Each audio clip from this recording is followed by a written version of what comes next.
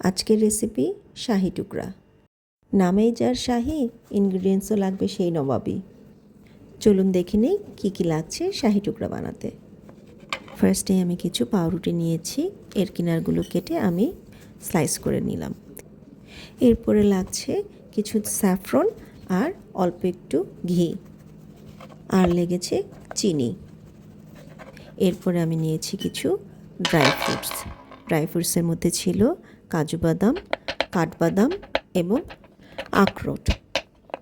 Dry ফ্রুটসগুলোকে আমি সুন্দর করে চপড করে নিয়েছি। এরপর আমি চলে গেলাম পাউরুটিগুলো ভাজার জন্য। আমি এখানে অবশ্য বাটার ইউজ করেছি, আপনারা অবশ্যই ঘি ব্যবহার করবেন, তাহলে ফ্লেভারটা অনেক ভালো আসে। লো হিটে সুন্দর করে গোল্ডেন ব্রাউন করে ভেজে নিতে হবে প্রতিটি পাউরুটি। চুলোর আঁচটা অবশ্যই কমিয়ে রাখবেন, কারণ পাউরুটি খুব তাড়াতাড়ি ব্রাউন হয়ে যায়। এই তো আমার সবগুলো পাউরুটি ভাজা শেষ। এখন আমি চলে যাচ্ছি ফ্রেশ ক্রিম বানানোর জন্য।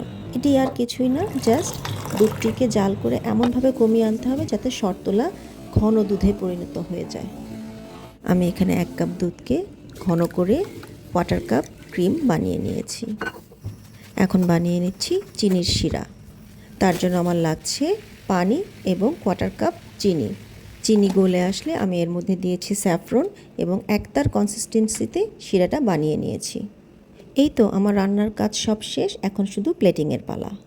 আমি পাউরুটিগুলোর উপরে শিরাগুলো চামচের মাধ্যমে এভাবে দিয়ে দিচ্ছি।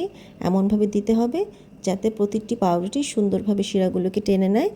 শিরার পরিমাণটি পাউরুটির গায়ে গায়ে থাকতে হবে, বেশি দিলে পাউরুটি বেশি গলে যায় আর খেতেও মজা লাগে না। এরপরে দিয়ে দিচ্ছি আমি আমার